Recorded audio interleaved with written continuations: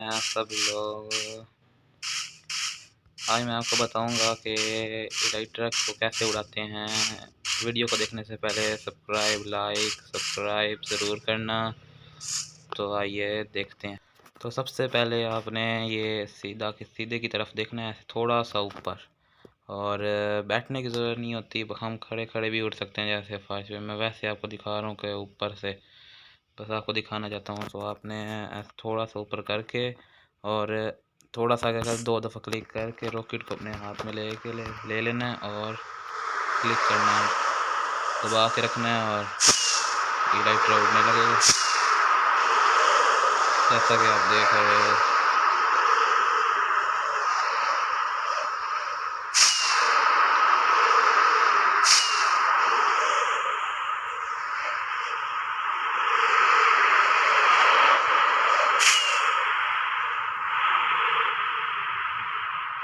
देखा कि जैसे आप देख रहे हो कि मैं उड़ सक रहा हूँ।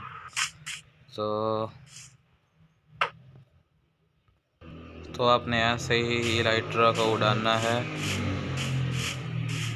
तो अगर आपको वीडियो अच्छी लगी हो तो सब्सक्राइब ज़रूर करना और लाइक कमेंट ज़रूर करना कि मुझे कैसी वीडियो बनानी चाहिए। Good bye. मुझे कैसी वीडियो बनानी चाहिए मुझे ज़रूर बताना डिस्क्रिप्शन में। तो मिलते हैं अगले वीडियो में। Good bye.